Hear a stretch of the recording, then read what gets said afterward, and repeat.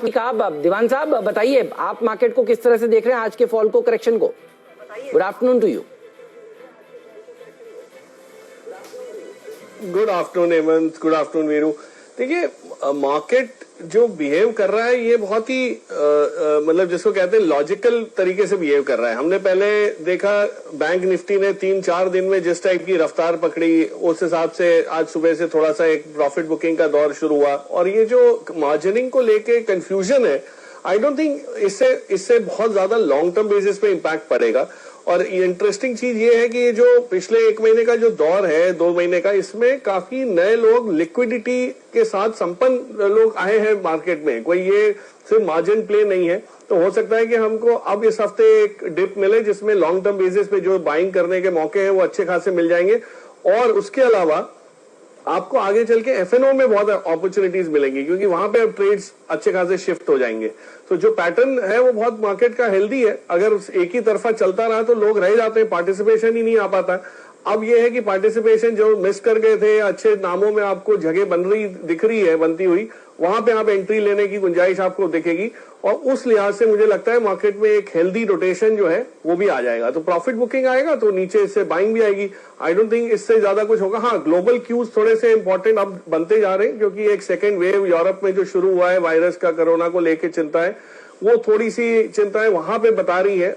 लेकिन US market अभी भी इस लिहाज से कोई करेक्शन नहीं दिखा रहा है। और वहां पे जैसे जैसे नवंबर नजदीक आ रहा है, इलेक्शन का माहौल बनता हुआ दिख रहा है। आई थिंक द डाउ is giving that even support, liquidity driven जो रैली है वो चलती रहेगी।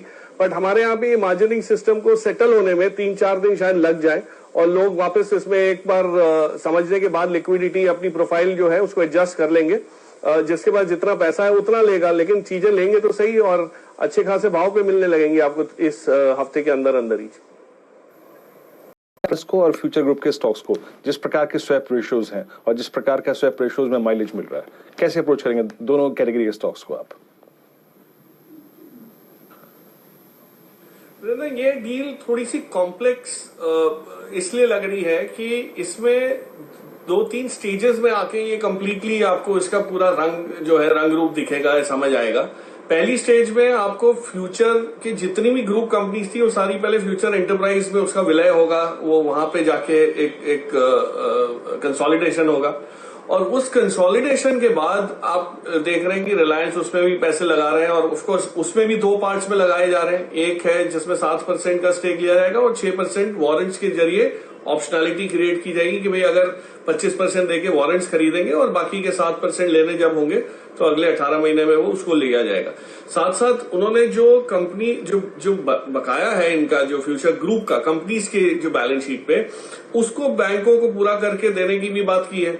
तो ये जब विलय होगा तो वो सब आपके बैंक के जो डेट्स वेट्स हैं वो क्लियर होते होते सब जब कंप्लीट हो जाएगा प्रोसीजर तब जाके होगा। तो इसको एक तो चीज ये है कि लोगों को ये समझ आनी चाहिए कि समय लगेगा।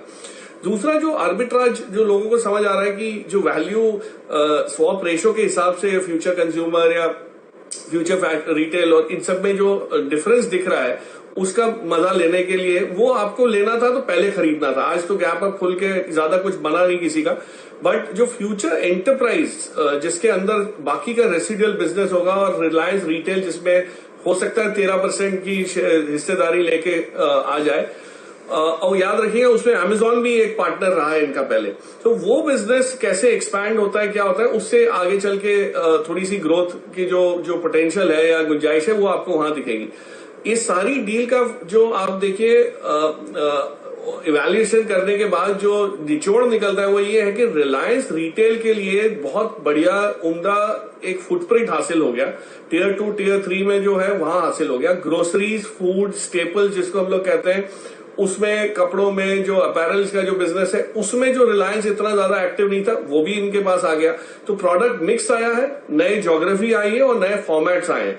और ये सब बनाते हुए रिलायंस को, रिटेल को काफी समय लग सकता था। तो ये जो कोविड की वजह से डिस्ट्रेस आया रिटेल कारोबार में, खास करके फ्यूचर ग्रुप में, उसका एडवांटेज जो है वो पूरा रिलायंस को मिल सकता है। और जैसे जियो मार्ट का और इसका जो साइनर्जीज है वो साथ में जैसे जुड़ेंगी और आएंगी, आपके पास एक जायंट प्रोपोजिशन हो जाएगा। और वो प्रोपोजिशन में आगे चल के जब इक्विटी आएगी तो जो हमने जियो में देखा, जैसे नामी लोग आए और रिवैल्यूएशन हुआ, उसका री रेटिंग हुआ, वो शायद आपको दौर वैसा वहां भी दिखना शुरू हो जाए। लेकिन इस सब चीजों के लिए आपको पेशेंस रखनी पड़ेगी। I think in the short term banks को सबसे ज्यादा फायदा है जिनका बकाया था, फ्यूचर ग्रुप को मीडियम टर्म में फायदा है और रिलायंस को लॉन्ग टर्म में फायदा है। बिल्कुल, तो ये बहुत बढ़िया बात। इस समय कहेंगे कि थोड़ा मीडियम टर्म या लॉन्ग टर्म के लिए खरीदने चाहिए। अगर एक नया पोर्टफोलियो फ्रेश संकेतों को देखते हुए, नए इवेंट्स को देखते हुए बनाना होगा, तो कौन कौन से शेयरों को आप चुनेंगे? हेमंत, ये जो मार्जिन के चेंजेस को लेके जो गतिविधियां शुरू हुई हैं और कोई भी इन्वेस्टर का एक्सपीरियंस आप देखेंगे पिछले 2 दिन उन्होंने सिर्फ एक ही काम किया है, जो है सीडीएसएल से आए हुए लिंक को क्लिक करके ओटीपी जनरेट किया, अपने ब्रोकर को दिया। तो ये जो सारी कार्यवाही हो रही है, इसमें एक चीज आप एक डिनोमिनेटर जो है देखेंगे, एक सर्विस प्रोवाइडर हुआ है कॉमन, वो है सीडीएसएल। और मार्केट ऊपर जाए या नीचे जाए, अगर आज नीचे भी जाता है और अगर आपको प्रॉफिट बुकिंग का भी दौर आता है तो भी आप दलाली पे खर्चा करेंगे, ब्रोकर्स के थ्रू जाएंगे और वहां भी सीडीएसएल का रोल आ जाएगा। आप मार्जिन में प्लेज करने के लिए जो शिफ्ट करने की बात हो रही है स्टॉक को, वहां भी सीडीएसएल का रोल आ जाता है। सो और जो सितंबर के महीने में कुछ आईपीओज लाइंड अप हैं हमारे अच्छे खासे, जो एक हैप्पीएस्ट माइंड्स का है, यूटीआई एएमसी का है, तो इस टाइप के जो आईपीओज की जो तैयारी हो रही है, वहां पे भी जब भी नए अच्छे आईपीओज आते हैं तो हम देखते हैं कि एक बहुत बड़ा इम्पेटस मिलता है अकाउंट्स, नए अकाउंट्स को। तो आई डोंट थिंक सीडीएसएल जैसी कंपनी को आपको कोई इस पे आंच आएगी। हाँ, ये है कि जिस रफ्तार से नए अकाउंट्स खुले वो शायद धीमी पड़े और होनी भी चाहिए, बट एटलीस्ट जो अकाउंट्स हैं उसमें से रेवेन्यू जो आती है, जो प्रॉफिटेबिलिटी आती है, उस पे मेरे को नहीं लगता कोई आंच आएगी।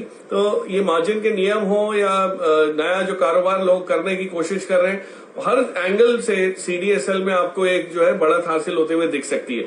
सो उसको इग्नोर ना करें। नीचे के लेवल्स पे आपको आज मिल रहा है, ले लीजिए। नया हाई इन्होंने रिसेंटली बनाया था, इस स्टॉक ने बनाया था, तो उस पे लेने की बजाय आज आपको थोड़ा सा हो सकता है 25-30 रुपए के डिस्काउंट पे मिल रहा है, उसको लिया जा सकता है। और अपने पोर्टफोलियो में नए सिरे से भी अगर कोई लेना चाहे या बनाना चाहे, शुरुआत करना चाहे, तो ये बिल्कुल वैलिड गिना जाएगा। फार्मा ऑलरेडी पहले काफी चल चुका है और एफएमसीजी आपके पास। आपकी अगर 1-2 चॉइसेस हैं इसमें, फार्मा में और आईटी में या फिर एफएमसीजी में, इस गिरावट में जो लेना चाहें आप, वो क्या होगी?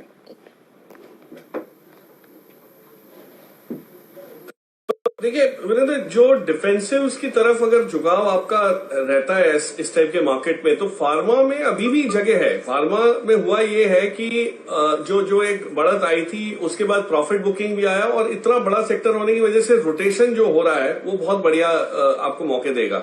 सो मुझे नहीं लगता फार्मा में एग्जॉस्शन आ गया है। जैसे हमने पहले कुछ समय पहले फाइजर की बात की थी, मल्टीनेशनल कंपनी है, पेरेंट का बिजनेस इतना बढ़िया चल रहा है, हिंदुस्तान के मार्केट में भी एक्सेप्टेंस इतनी हाई है, तो हमने देखा उसके बाद वो 450-500 रुपए की कूच लगा चुका है। और अभी करेक्शन अगर आता है तो आपको फिर लेना है, क्योंकि मार्जिन का जो सिस्टम है उसकी वजह से आपका फाइजर का फ्यूचर तो कहीं भी डाउटफुल नहीं हो रहा, लेकिन जो एपेटाइट है वो अभी भी है। और लो फ्लोट वाले स्टॉक्स में आपको ज्यादा चांस मिलेगा रिकवरी का। जिसमें ज्यादा फ्लोट है वहां पे आपको टाइम लग सकता है, ये मार्जिन सिस्टम की वजह से सेटल होते हुए, कंसोलिडेट होते हुए। तो फार्मा में अभी भी Pfizer will be the topic. और एक नाम मैंने और भी लिया था इसमें, सिंजीन। मुझे लगता है अभी भी सिंजीन में अच्छा खासा दमखम है, रखता है वो, क्योंकि उसमें भी चाल आई लेकिन कहीं ना कहीं थोड़ी सी अटक गई। और इसका बिजनेस थोड़ा सा लॉन्ग टर्म बेसिस पे है, ना ये एपीआई में है ना कोई इस टाइप के फॉर्मुलेशन में। इनका जो बायोलॉजिक्स का जो बिजनेस है उसको फूलते मतलब बनाने के लिए जो एक्सपेंशन करने की जो बात है, आरएनडी का जो खर्चा करने की बात है, उसमें अभी भी रफ्तार पकड़ने में समय है, इसलिए it would take some time. But आपको ये सारी चीजें, और डिफेंसिव में भूलिएगा मत, पीएसयूज और डिफेंस सेक्टर इटसेल्फ। अगर चीन के साथ अभी भी जो हमारी जो नीरज ने समझाया कि मुठभेड़ तो नहीं हुई होगी लेकिन एटलीस्ट कोई सेटलमेंट नहीं हुआ है, तो जब तक ये माहौल बना रहेगा, और सरकार ने बहुत क्लियरली ऐलान किया है कि हम डिफेंस के ऊपर बहुत बड़ा फोकस करने वाले हैं, आत्मनिर्भरता सबसे जल्दी आपको वहां पे वो अडेप्ट होते हुए दिखेगी, अपनाते हुए दिखेगी, तो उसको कैसे भूल सकते हैं। और कुछ समय पहले हमने भारत इलेक्ट्रॉनिक्स जैसी स्टॉक्स की बातें की थी जो बहुत अच्छे लग रहे थे, आज वो नीचे मिल रहे हैं आपको 10, 15, 20 रुपए, तो उनको बटोरना है। ये मौका आपको मिल रहा है फंडामेंटली अच्छी कंपनीज को लेने का, जो आप पहले रह गए या चूक गए लेने से, और खास करके ट्रेडर्स निकल जाएंगे, लेकिन इन्वेस्टर्स तो कहीं नहीं निकलेंगे। इनफैक्ट इन्वेस्टर्स अभी शायद फिर से एंट्री करें और बड़ी मजबूत तौर तरीके से एंट्री होगी इन्वेस्टर्स की। तो I will not be surprise कि डीआईआईस का पैसा आपको ज्यादा आता है। देखिए उन्होंने जो अभी तक नेगेटिव नंबर्स दिखाए हैं 6, 7, 8 सत्र में, वो हो सकता है पॉजिटिव होते जाए। टाटा मोटर्स की आपने प्राइस परफॉर्मेंस देखी है बीते 2 महीने में, अच्छे नंबर्स और बुरे नंबर्स के बीच में आपकी टॉप पिक क्या रहेगी इस वक्त ऑटो बास्केट में? वीरेंद्र, इस इम्पोर्टेंट सेक्टर है, और इस सेक्टर ने जो अगस्त के महीने में परफॉर्मेंस दिया है, उसमें मुझे लगता है जो बिल्डअप था एक्सपेक्टेशन का, वो सिर्फ 2 व्हीलर पैक में जस्टिफाइड रहेगा आंकड़ों को देख के। आपको होगा ये कि जो आंकड़े आएंगे उसमें जो जुलाई में सेल आई थी, अगस्त में थोड़ी सी जो पेंटअप डिमांड थी, उसकी वजह से जो इंक्वायरीज आई थी, वो ट्रांसलेट सेल में होते हुए इतनी जल्दी नहीं होंगी, वो तब्दील होते हुए टाइम लगता है। और माहौल अभी भी जो बनता हुआ दिख रहा है वो ये है कि कोरोना का जो प्रकोप है, जो कहर है, वो मेट्रो से जाके अब टियर 2, टियर 3 की तरफ बढ़ रहा है। तो वहां पे जो इंक्वायरीज थी और ट्रांसलेशन जो सेल्स में होना था, रियलाइजेशन, वो थोड़ा सा धीमा पड़ सकता है। तो मुझे लगता है कि अगस्त के आंकड़े थोड़े खास करके पैसेंजर सेगमेंट के वीक आ सकते हैं। 2 व्हीलर्स में इतना फर्क नहीं पड़ेगा, 2 wheelers will continue to be buoyant. और इस सारे समूह में अगर आप देखें, फोर्स मोटर करके कंपनी थी, हमने कई दिनों से बात नहीं की उसकी, लेकिन जिस हिसाब से इसमें रिकवरी आई है, बहुत टाइम से चला नहीं था और ये आया है, तो जो सेकंड टियर ऑटो प्लेस है, अब जैसे अतुल ऑटो करके एक कंपनी है, आपने देखा होगा, अक्सर बात होती नहीं है, लेकिन इसमें जो बिल्डअप जिस टाइप का हो रहा है और जो नीचे के लेवल्स पे सपोर्ट मिल रहा है, क्योंकि लोगों को पता है कि इसका पोर्टफोलियो लिमिटेड है, इनका कोई कारोबार इतना फैला हुआ नहीं है कि इनको कैपेसिटी यूटिलाइजेशन की वजह से नुकसान होना शुरू हो जाए। प्लांट अगर बंद रहा तो बहुत ज्यादा भारी कॉस्ट बेयर करनी पड़े, फिक्स कॉस्ट बेयर करनी पड़े, इस टाइप का कुछ नहीं है। तो ये वाले जो स्टॉक्स है ना, ये अब चलना शुरू होंगे, थोड़े से पार्टिसिपेट करेंगे, ना कि मारुति, ना कि आपका M&M। हाँ, अशोक लेलैंड और टाटा मोटर्स का जहां तक आपने जिक्र किया, उसमें दोनों में वेक्टर्स अलग हैं, या जो फैक्टर्स हैं वो बहुत अलग हैं। Tata Motors is a restructuring candidate. तो अशोक लेलैंड जो 3 साल पहले बैलेंस शीट रिपेयर करके जो उभरा था, वैसे ही वही दौर अब टाटा मोटर्स का हो रहा है। और अशोक लेलैंड में आपको कमर्शियल सेल्स को वापस नॉर्मलाइज होने में जब इंडिकेशन मिले आपको कि हाँ, यातायात कमर्शियल वाला जो है वो वापस आता हुआ दिख रहा है, तब लिया जा सकता है। So I don't think Ashok Leyland is such a screaming buy. In fact Ashok Leyland को आपको नीचे के लेवल्स पे मिलेगा और तब लेना है, क्योंकि थोड़ा सा एक्सपेंसिव अभी भी गिना जा रहा है, बहुत एक्सपेक्टेशन बिल्ड हो गई है। टाटा मोटर्स में ऑफकोर्स मैंने जैसे समझाया, इतना बीटन डाउन था, जैसी रिस्ट्रक्चरिंग की बात की, एक इंप्रूवमेंट देगा। सो अतुल ऑटो या फोर्स मोटर में अभी भी अगर कोई लेना चाहे तो एक पोजिशनली 2-3 महीने के लिए अगर लेना चाहे तो भी ले सकता है, बट ऑफकोर्स लॉन्ग टर्म में भी these companies can be quite promising. में कोई स्टॉक आपको लगता हो जिस पर इस लेवल पे भी कोई कॉल ले सकते हो आप, या फिर आप SBI की तरफ से झुकाव रखेंगे? क्या अप्रोच रहेगी आपकी PSU बैंक्स पे? नहीं, इसमें तो देखिए, मैं मानता हूं जो पिछले 1 महीने में इम्प्रूवमेंट्स आए हैं, और खास करके ये M&A को लेके, या जो पुराने जो बैड डेट्स थे या NPAs थे, वहां पे जिस टाइप का जो सुलह का जो माहौल बनता हुआ दिख रहा है। आपने जो जिक्र किया, CG पावर एक है, आप देखिए इंडिया बुल्स एम्बेसी का जो वेंचर था, जो परमिशन नहीं मिली थी, वो भी आ गई। अब आप देखिए आज रिलायंस फ्यूचर ग्रुप का इतना बड़ा बकाया जो है वो बैंकों को वापस कर्जा जो नहीं आना था वो भी आ गया, और ये सब NCLT से परे रह के है। इसमें NCLT का प्रोसेस फॉलो ही नहीं हुआ या जरूरत ही नहीं पड़ी। तो मैं कहने की ये कोशिश कर रहा हूं कि इंप्रूवमेंट इतना है NPA साइकिल में। चिंता लेकिन जो मार्केट को है बैंकिंग क्षेत्र में, वो ये है कि नए NPA क्रिएशन का अगर साइकिल है, वो अगर शुरुआत उसकी हो चुकी है कहीं ना कहीं मॉरेटोरियम के आंकड़ों को देखते हुए, वो आपको दर्द देगा नवंबर-दिसंबर तक। तो वहां तक ये जो पेन है सिस्टम में, खास करके PSU बैंक्स का, वो रहेगा वीरेंद्र। सो जो छोटे मझोले बैंक्स हैं, और याद रखिए PSU बैंक्स में कंसोलिडेशन का जो दौर चला था, जब छोटे बैंक्स मिलके PNB में 2 बैंक ऐड हो गई, बैंक ऑफ बड़ौदा में ऐड हो गई, तो इस टाइप के जो प्रोसेसेस हैं उनको समय लगता है। इस माहौल में SBI इन सबसे आगे है, इन सबसे परे है, इन सबसे विपरीत उसका ग्रोथ जो है वो बना हुआ है, और उसके जो बिजनेसेस हैं उसका हमेशा हम लोग याद कराते हैं कि सम ऑफ पार्ट्स देखिए एसबीआई में बहुत दम इसलिए है कि उनके हर एंगल से, हर ग्रुप कंपनीज का आप बिजनेस देखिए, चाहे वो एसेट मैनेजमेंट हो, इंश्योरेंस हो या क्रेडिट कार्ड्स का बिजनेस हो, हर बिजनेस में जान है। और उस लिहाज से मुझे लगता है अभी तो कुछ ही समय पहले हम इस पे 300 रुपए के टारगेट्स की बात कर रहे थे और आज आपको वो 5% नीचे मिल रहा है, तो घबराने की कोई जरूरत नहीं है, आप लीजिए, लेकिन लॉन्ग टर्म ओरिएंटेशन के साथ लीजिए। एज ए ट्रेडर लेना है तो हो सकता है आपको शॉर्ट साइड पे ट्रेड्स मिल सकते हैं, बट एज एन इन्वेस्टर मुझे लगता है बहुत बढ़िया मौका है एसबीआई को भी ऐड करने का। मुझे याद है आप भी काफी समय से बहुत बुलिश हैं, आप भी कह रहे हैं कि आईटी सेक्टर में एक अच्छी रैली देखने को मिलेगी। आपके फेवरेट्स कौन से होंगे इसमें? हेमंत, आज का जो माहौल है इसमें तो आपको लार्ज कैप फ्रंटलाइन स्टॉक्स ही लेने पड़ेंगे, क्योंकि उसमें गिरावट थी और थोड़ा वहां भी लेट हो गया। मैं आपको सुन रहा था ये जो चर्चा हुई और आशीष ने जो उनके तो चतुर स्टॉक्स हैं ही, तो वो चतुराई उसमें दिखेगी आपको, आज नहीं कल 2 दिन बाद दिखेगी। वही माहौल जैसे आईटी में है, वैसे मैं कहना चाह रहा हूं कि जो टेलीकॉम में आपको अपॉर्चुनिटी वापस एक मिल रही है। आप भारती देखिए, भारती में कुछ एमएससीआई को लेके इंक्लूजन की जो एक्सक्लूजन की जो बात थी, वहां पे कुछ कंफ्यूजन हुआ, उसके बाद शेयर गिरा, लेकिन आज बहुत बढ़िया वॉल्यूम्स के साथ एक उसमें बाइंग आ रही है।